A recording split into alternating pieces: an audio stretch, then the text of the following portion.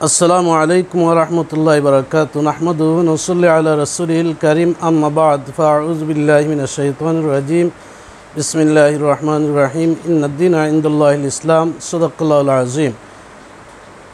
আমাদের ধর্ম হচ্ছে কি শান্তির ধর্ম। আমি আজকে আপনাদের সম্মুখে হাজির হয়েছি আমাদের বাংলাদেশের সরকার মাননীয় প্রধানমন্ত্রীর কাছে আমি দুটি কথা বলার জন্য। আল্লাহ সুবহানাহু ওয়া তাআলা যদি আমাকে তৌফিক দান করেন তাহলে দুটি কথা বলবো, আমা তৌফিক ইল্লা বিল্লাহ। বর্তমান বাংলাদেশে যে চলমান অস্থিরতা, দেশ ও জাতির মধ্যে বিভেদ তৈরি হচ্ছে, আমি মনে করি আলোচনার মাধ্যমে শিক্ষার্থীদের যৌক্তিক দাবি মেনে নিয়ে তাদের সাথে একত্রতা ঘোষণা করা বাংলাদেশ সরকারের উচিত মনে করি। শিক্ষার্থীদের মনের ভাষা বোঝা শাসকের জন্য গুরুত্বপূর্ণ। সকল প্রকার নৈরাজ্য বন্ধ হোক এবং সকল মা বাবার সন্তানেরা নিরাপদে থাকুক, এটাই প্রত্যাশা করি। মানবাধিকার সম্পর্কে ইসলাম কি বলেছে সেই সম্পর্কে আমি সংক্ষিপ্ত আকারে তুলে ধরব দুই একটি কথা।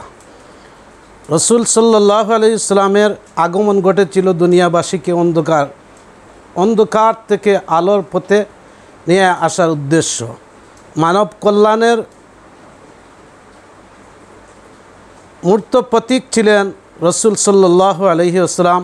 পবিত্র কোরআনে আল্লাহ বলেন, হে নবী, নিশ্চয় আমি আপনাকে সব কল্যাণ দান করেছি।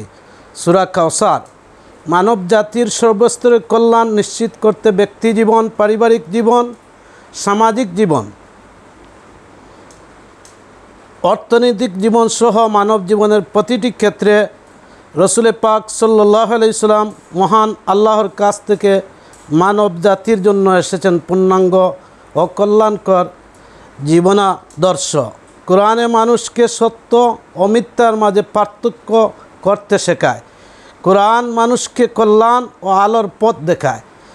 মানুষের অধিকার আদায়ে সত্যের পক্ষ থেকে পাপাচারের বিরুদ্ধে ঐক্যবদ্ধ হওয়ার আহ্বান জানায়। ইসলাম মানবাধিকারের সীমাকে এত প্রশস্ত করেছে যে পুরো জীবন এর মাঝে এসে পড়ে। পিতামাতার হক, বন্ধুবান্ধবের হক, শ্রমিক মালিক এবং শাসক ও জনগণের হক, শ্রমিক মালিক এবং শাসক ও জনগণের হক, সরকারের হক, শ্রমজীবী মানুষেরদের হক, দুর্বল ও অসহায়দের হক, সাধারণ মানুষের হক ইত্যাদি। গভীরভাবে লক্ষ্য করলে দেখা যায় বান্দার হক এবং আল্লাহর হক আদায় করার নামই হচ্ছে ইসলাম। ইসলামের বৈশিষ্ট্য হচ্ছে ইসলাম মানুষকে অধিকার আদায়ের চেয়ে অধিকার প্রদানের বিষয়ে বেশি উৎসাহিত করেছে। ইসলাম প্রতিটি মানুষের হৃদয়ে গুরুত্বের সঙ্গে অন্যের হক ও অধিকার আদায়ের অনুভূতি জাগ্রত করে, কারণ কিয়ামতের দিন এ সম্পর্কে জিজ্ঞাসা করা হবে। আধুনিক যুগে প্রতিটি দেশ, জাতি ও সমাজে মানুষের মৌলিক অধিকার তথা অন্ন, বস্ত্র, বাসস্থান, শিক্ষা এবং চিকিৎসার অধিকারকে গুরুত্ব দেওয়া হয়। আজ থেকে 1400 বছর আগে রসুল পাক সাল্লাল্লাহু আলাইহি ওয়াসাল্লামের উপর অবতীর্ণ পবিত্র আল কুরআন এসব মৌলিক অধিকার সম্পর্কে সুনির্দিষ্ট বক্তব্য এসেছে। ইসলামী বিশ্বাস অনুযায়ী রিজিকের মালিক একমাত্র আল্লাহ। মানুষের কর্তব্য রিজিক রাষ্ট্র বা সমাজপতিদের দায়িত্ব সে বিষয়ে সহযোগিতা করা। মানুষের মৌলিক অধিকার প্রতিষ্ঠায় রসুল পাক সাল্লাল্লাহু আলাইহি ওয়াসাল্লামের কাছে নাজিল কৃত আল কুরআনে আল্লাহর পক্ষ থেকে সুস্পষ্ট বিধান এসেছে। যেমন খাদ্য, পবিত্র কোরআনে ঘোষণা হচ্ছে পৃথিবীর প্রতিটি জীবের জীবিকার দায়িত্ব আল্লাহ নিয়েছেন। সূরা হুদ। বস্ত্র, আল কুরআনের ঘোষণা, হে বনি আদম, আমি তোমাদের জন্য পোশাক অবতীর্ণ করেছি যা তোমাদের লজ্জাস্থান আবৃত করে এবং অবতীর্ণ করেছি সাজসজ্জার বস্ত্র, ফরেজগারির পোশাক। এটি উত্তম। সূরা আরাফ। বাসস্থান মানুষের অন্যতম মৌলিক অধিকার। বাসস্থান আল কুরআনের ঘোষণা আল্লাহ করে দিয়েছেন তোমাদের ঘরকে অবস্থানের জায়গা এবং চতুর্থ পথ জন্তুর চামড়া দ্বারা করেছেন তোমাদের জন্য তাঁবুর ব্যবস্থা। সূরা আন-নাহল। আয়াত 80। অন্য আয়াতে এসেছে, আমি কি তোমাদের জন্য জীবনকে বিছানা করিনি। সূরা নাবা শিক্ষা। কুরআনুল কারীমের ঘোষণা পড়ো তোমার প্রভুর নামে যিনি তোমাকে সৃষ্টি করেছেন। সূরা আলাক। চিকিৎসা আল কোরআনে এসেছে, আমি কোরআনে এমন বিষয় নাজিল করি যা রোগের জন্য ঔষধ ও মুমিনের জন্য রহমত। সূরা বনী ইসরাইল আয়াত নম্বর 82। রসুল আকরাম সাল্লাল্লাহু আলাইহি সাল্লাম মানুষের চিকিৎসায় উৎসাহিত করেছেন এবং উন্নত চিকিৎসার দিক নির্দেশনা দিয়েছেন। যেমন তিনি বলেন, তোমরা জয়তুনের তেল ব্যবহার করো, কেননা এটা কল্যাণকর বৃক্ষ। রসুল সাল্লাল্লাহু আলাইহি ওয়াসাল্লাম আরও বলেন, যে ব্যক্তি মাসে 3 দিন সকালে মধু খাবে তার কোনো কঠিন ব্যাধি হবে না। ইবনে মাজা। এমনইভাবে তিনি চিকিৎসার জন্য প্রাকৃতিক অনেক বস্তু যেমন আদা, কলিজা, কালিজিরা, খেজুর, দুধ ইত্যাদি উপকারিতা বর্ণনা করেছেন। নারীর কল্যাণ।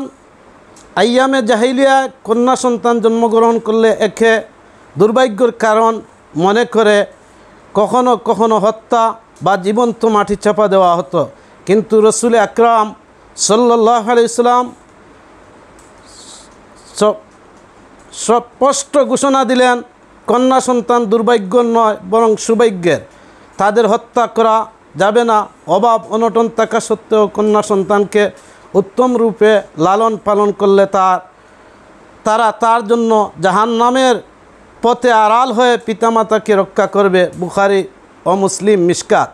সামাজিক কল্যাণ। বিরাজমান ভেদাভেদ, পারস্পরিক বিদ্বেষ ও কলহকে চিরতরে দূরীভূত করার জন্য রসুল সাল্লাল্লাহু আলাইহি সাল্লাম উৎকৃষ্ট ভূমিকা রেখেছেন, যার দৃষ্টান্ত পাওয়া যায় তার গৃহীত বিভিন্ন সামাজিক চুক্তি, বিশেষ করে মদিনা সনদে। অর্থনৈতিক কল্যাণ। মানব সভ্যতার আবহমান কাল থেকেই একথা স্বীকৃতি যে অর্থই মানব জীবনের অন্যতম চালিকা শক্তি। তাই এ ব্যবস্থায় অকল্যাণকর কোনো কার্যকর্ম মানব জীবনে অশান্তি ও বিশৃঙ্খলা আনবেই। যেমন সুদ, ঘুষ, অন্যের সম্পদ অন্যায়ভাবে ভক্ষণ ইত্যাদি। রসুল পাক সাল্লাল্লাহু আলাইহি সাল্লাম ইরশাদ করেন, যার শরীরে মাংস হারাম খাবারে গঠিত হয়েছে সে জাহান্নামে যাওয়ার জন্য অগ্রগণ্য। বাইহাকি। মানব জীবনে শান্তি ও সমৃদ্ধির উত্তম মডেল হলেন আল্লাহর হাবিব মুহাম্মদুর রাসূলুল্লাহ সাল্লাল্লাহু আলাইহি ওয়াসাল্লাম। প্রতিটি মুসলমানের উচিত নিজেদের জীবনকে মহান আল্লাহ প্রদত্ত কোরআন এবং রাসূল সাল্লাল্লাহু আলাইহি ওয়াসাল্লাম এর রেখে যাওয়া জীবন বিধানের আলোকে নিজেদের আলোকিত করা, মানুষত্বের চেতনাকে ঊর্ধ্বে তুলে ধরা।